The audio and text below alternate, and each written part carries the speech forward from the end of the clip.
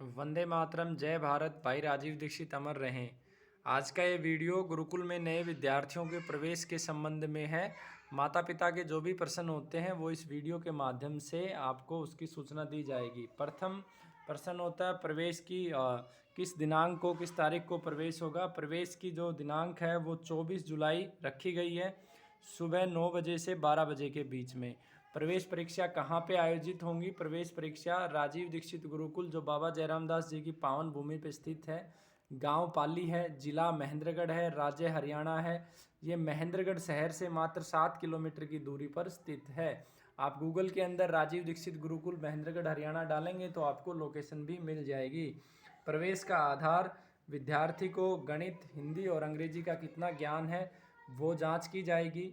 इसके अतिरिक्त उसका आध्यात्मिक ज्ञान कितना है, अध्यात्म में उसकी रुचि कितनी है, वो मानसिक स्तर विद्यार्थी का कैसा है, बौद्धिक क्षमता कैसी है, ये भी उसमें एक मापदंड होगा प्रवेश का। विद्यार्थी की उम्र 9 वर्ष से लेके 14 वर्ष के बीच में रखी गई है। कक्षा 3 से लेके 8 के लिए विद्यार्थियों का प्रवेश होगा और प्रत्येक कक्षा में 5-5 विद्यार्थी लिए जाएंगे।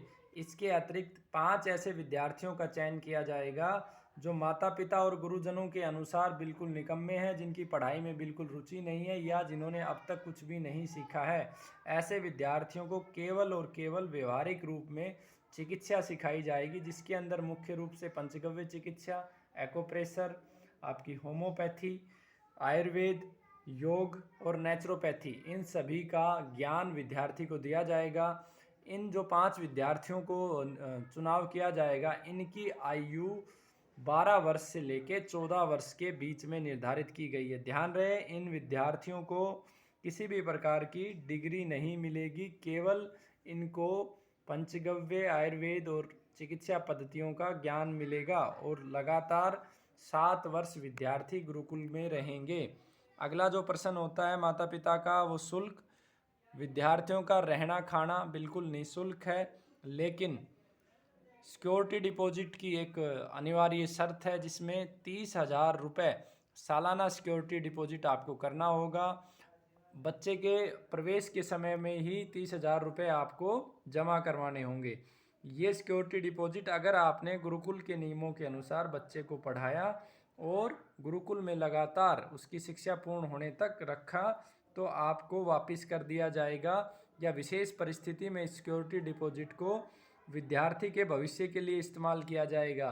उदाहरण के लिए +2 करने के बाद अगर BMS करने के लिए बाहर विद्यार्थी को गुरुकुल भेजता है तो जो फीस लगेगी या जो शुल्क लगेगा बाहर, उस शुल्क में सिक्योरिटी डिपॉजिट को प्रयोग किया जाएगा। अन्यथा उनकी शिक्षा पूर्ण होने के बाद विद्यार्थी के माता पिता को पूरा पैसा वापस कर दिया जाएगा, गुरुकुल लिखित रूप में देगा। भविष्य, गुरुकुल सभी विद्यार्थियों के भविष्य को 100% निश्चित करेगा, उनके भविष्य की गारंटी गुरुकुल देगा।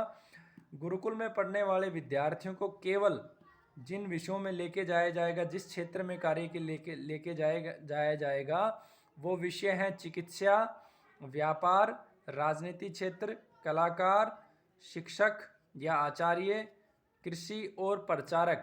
अब इनको थोड़ा सा इस तरीके से समझे, ज़्यादातर माता पिता आज नौकरी की तरफ आकर्षित हैं, तो गुरुकुल में पढ़ने वाले किसी भी विद्यार्थी को नौकरी के लिए तैयार नहीं किया जाता है।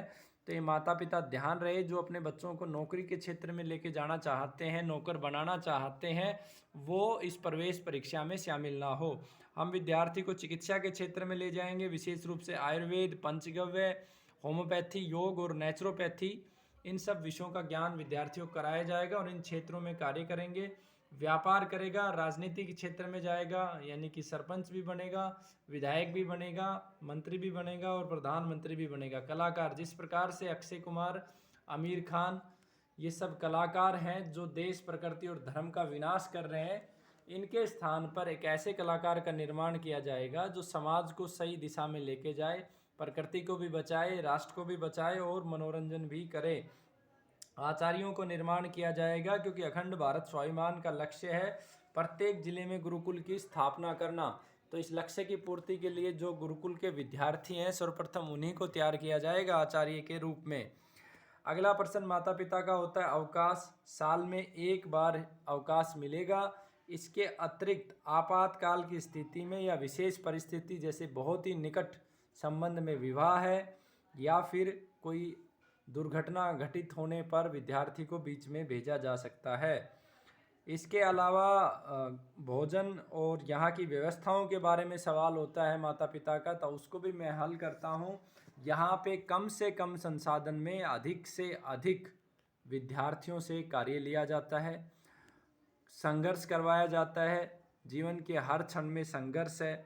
बहुत ही सामान्य भोजन की व्यवस्था है। रहने की व्यवस्था बहुत सामान्य है। गर्मी के अंदर कूलर भी नहीं दिया जाता है। सामान्य व्यवस्थाएं गुरुकुल में उपलब्ध करी जाती हैं और विद्यार्थी से ज़्यादा संघर्ष करवाया जाता है।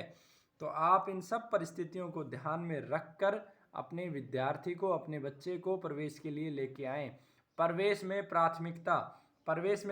प्रथम प्राथमिकता अनाथ विद्यार्थियों के लिए, जिनके माता पिता नहीं हैं या पिता नहीं है या माँ नहीं है, उन विद्यार्थियों को प्रथम प्राथमिकता है। दूसरी प्राथमिकता जो बिल्कुल गरीब है या जिनके माता पिता हैंडीकैप्ड हैं या मानसिक रूप से विकलांग है, दूसरी प्राथमिकता उनके लिए है। और तीसरी प्राथमिकता जो राष्ट्र, प्रकृति और समाज की रक्षा करना चाहते हैं और इस उद्देश्य से अपने बच्चों को गुरुकुल में भेजना चाहते हैं, उनकी प्राथमिकता है।